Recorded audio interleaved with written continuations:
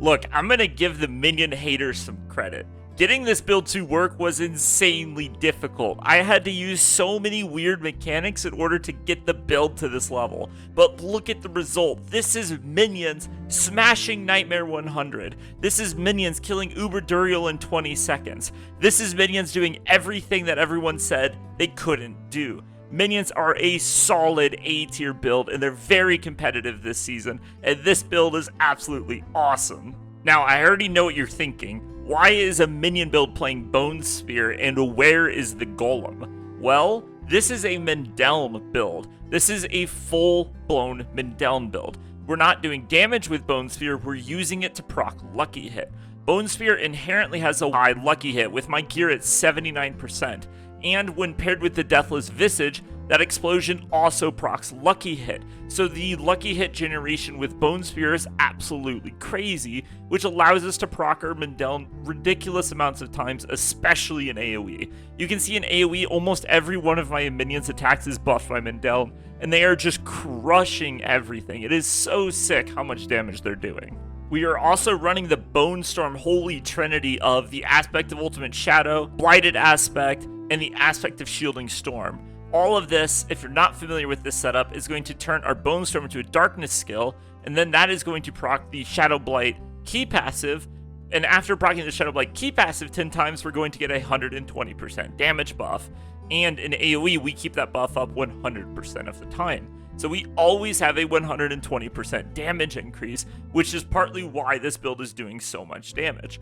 Now remember, a key part of this build is that the Mendeln scales off of your damage multipliers, not your minions. So as we get into the skill tree and the gear and the Paragon board, you're going to see that we're running a lot of multipliers for ourselves for damage, but we're still running a ton of tankiness for our minions.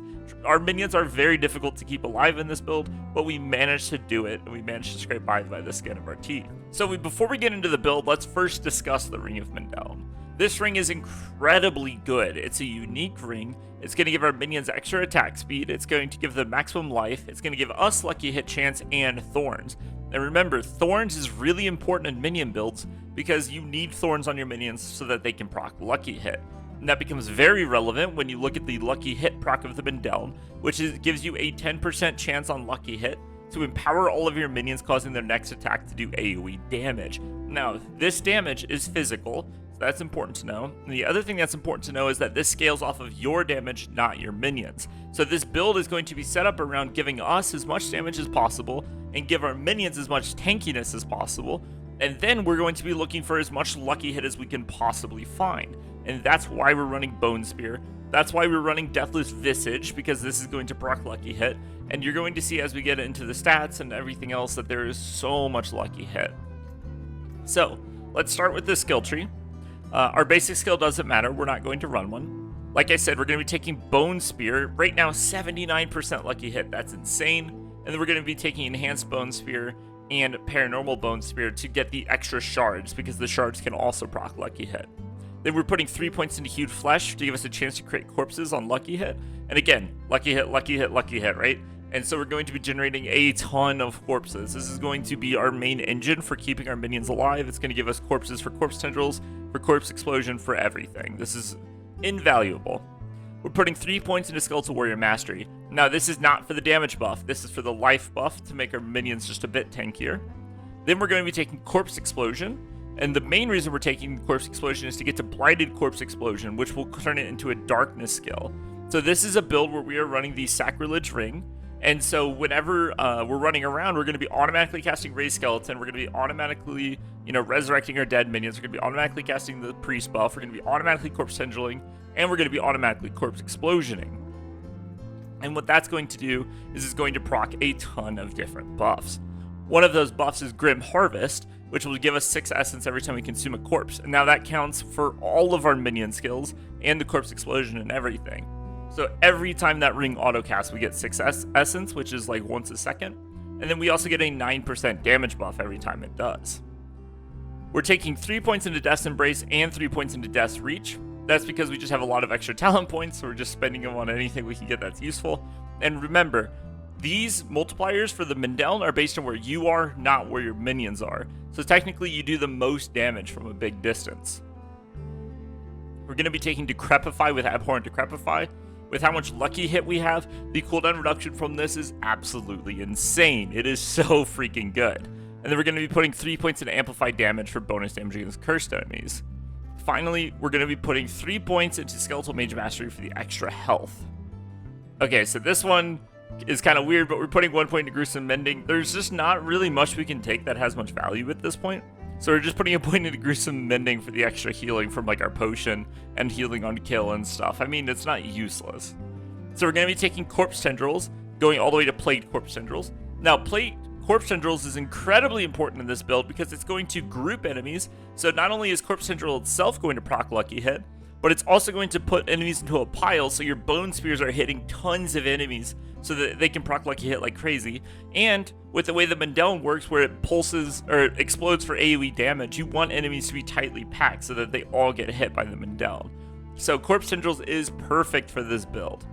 And then we're going to be putting 3 points into Reaper's Pursuit for the movement speed, and 3 points into Crippling Darkness for a chance to stun. This gives us a little bit of crowd control, which is kind of nice, and it's also going to proc the Control Glyph, which will give us a 20% damage multiplier against stunned enemies. We're putting 3 points into Inspiring Leader, so the 12% on attack speed is mostly for us, but it's actually not that bad on minions either. Because of how frequently we proc Mendeln, this will help them keep up with our Mendeln procs, because they have to attack to spend the proc, right? So the extra attack speed will help them also spend the procs. We're putting 3 points into Bonded in Essence for the gigantic heal for our minions, and then 3 points into Death's Defense for a little bit of survivability. Now we're also running Bone Storm, as I mentioned, and we're running the whole Bone Storm package. So we're going to get the 15% damage reduction and the 20% crit chance, and we're going to be running Shielding Storm and Aspects of Ultimate Darkness, and all of that combined is just going to turn Bone Storm into an absolutely insane ability. Tons of shield, crit, damage reduction, everything.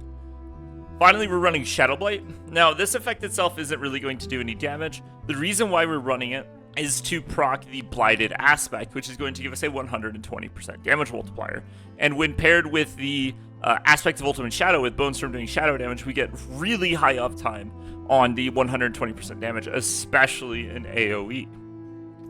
So if we look at our gear here, I've got it on my offhand. So, you know, we have the 120% damage buff after we proc Shadow Blight 10 times, so this is amazing. We're wearing the Ring of Mendeln, we're wearing the Sacrilege, all of this we already talked about. And then I'm wearing the Deathless Visage, as I mentioned, for lucky hit chance. Now, what's cool about this build is you can run the same setup in bossing and AoE, which is kind of neat. So on our chest, we're running the Aspect of Shielding Storm. We just want 4 damage reduction stats on our chest piece. On our gloves, you need Lucky Hit really badly. Lucky Hit, attack speed, crit chance, and chance to restore resource. And then we're going to be running the Blood Getters aspect. Remember, the Mendeln is going to empower all of our minions. So the Blood Getters for the 2 extra warriors, and then the Occult Dominion for the 2 extra mages are both extremely useful. On our pants, we want 4 damage reduction stats, and then you can either run Disobedience or Juggernaut. I happen to have enough armor that I can reach armor cap wearing Juggernaut, and so I prefer it for the consistency over Disobedience, but Disobedience is also very solid. And on our pants, we want 4 damage reduction stats. On our boots, we want double movement speed stats. So movement speed and movement speed after killing an elite. And then we want ranks of corpse tendrils, and then for the last stat, just like intelligence or something.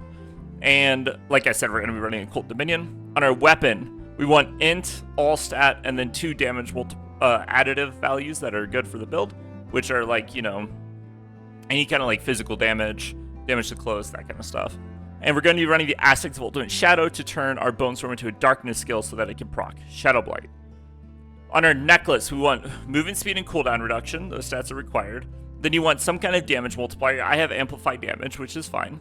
And then for the last stat, I'm running Crowd Control Impairment Duration Reduction, so that when I get CC'd, it doesn't last as long. But you can opt for something else instead, like a damage reduction stat. That's totally fine. The gems in our gear, we're running full Topaz. For the damage reduction while crowd controlled, we have no Unstoppable, right? So this is really valuable. And then in our weapons, we actually want greens in our weapons. I don't know why I have purples. You want greens in your weapons for the bonus damage. And then for our jewelry, we actually have specific stuff we want to run because of our Paragon board. You want to run 1 Sapphire, 1 Topaz, and 1 Ruby. And this will allow us to hit res cap very easily. Moving on to the Book of the Dead. For our Skeletal Warriors, we're going to be running Reapers with the cooldown reduction on their active. Their active can proc Lucky Hit, and so we want to make sure we're running that so they can proc the Mendeln. For our Mages, we're going to be running Shadow Mages with the chance to attack twice, or every 4th attack they attack twice. This is going to help us with the Blight procs, so they're going to help proc that. All the other mages aren't that useful, so we're just running Shadow. It's not that big of a deal, though. And for our Golem, a big reason why we're sacrificing it, not only do we free up a skill on our bar, which is really valuable, but we're also getting a 30% crit damage multiplier, which is incredibly important. Because, you know, we're running the Grasping Veins, and, you know, we're getting a ton of crit chance. We have 20% from Bone Storm. We're running crit chance on as much gear as possible. And then this is a 30% damage multiplier on top of that. So this ends up being incredibly good. The Paragon board for this build, I'm actually quite proud of. This Paragon board is extremely optimized for our gear setup. And so this Paragon board allows us to reach armor cap and res cap very easily, while giving us the most amount of damage and life as it can possibly give us. So for our first glyph, we're running Amplify, which is going to give us a 10% damage multiplier against cursed enemies, and it's also going to buff these armor nodes. Coming up here, we're taking Scent of Death. So we're going to be consuming corpses all the time, so we consistently get the 15% damage, and when there are corpses, we get 15% damage reduction. So it's kind of hard to complain about this legendary node. It's always doing something. And we're going to be taking Essence for a 22% crit multiplier when enemies aren't healthy. This is really good because when we proc the Mendeln, it's going to do, well, we have 11 minions, so it's going to do 11 instances of damage. And so it's very easy to make enemies not healthy, and then so you're getting the 22% crit damage. And then, so the board order matters a lot. So after you take these two boards, you want to come up here to Flesh Eater. And the reason you want to do this is to make sure that you can activate these rare nodes. So Flesh Eater, we're going to be running Corporeal on this board for 10% physical damage. Remember, Mendeln is physical. And then Flesh Eater is going to give us a 40% damage multiplier after consuming 5 corpses, which is all the time. So that is incredibly powerful. Then the next board, we need to go to the Cult Leader board. And the reason we need to do that is so that we can activate the Custody rare node for 40% damage reduction for our minions. And we're going to be running the Dead Razor glyph here. This is a classic setup. If you've played minions before, you've seen this. So in total, we're getting 40% from this node, 10, 10, so 60% already. And my glyph is maxed actually. So 60% is the max res possible. And yeah, that's an amazing setup. Coming up here, grabbing these poison nodes, and this is gonna res cap our poison and also give us armor. And then we are going into the Bone Gaff board, and we're actually gonna be taking Exhumation here for Fortify generation. So remember, we're auto casting Corpse Explosion and Corpse Tendrils, so this is gonna now generate us Fortify, which is great. It's gonna keep us Fortify capped. And then we're going to actually be grabbing these Essence on Kill nodes, and this is going to enable quite a bit of Essence. Between the pet and the Paragon node and everything else, we have a ton of Essence generation. And the last board you want to take is this one down here, where we're going into Bloodbath and getting the Control Glyph for a 20% damage multiplier against stunned enemies. So we still need to talk about the pet. The pet is extremely important in this build. We're running the classic Genesis Duration Tactical Support Flash of Adrenaline setup that you guys are really familiar with at this point, where you get 100% uptime on 50% damage. And then we're going to be running Tempest for the ludicrously low cooldown on this attack from our pet. We're going to be running the Fortify support, so every time it attacks we get Fortify.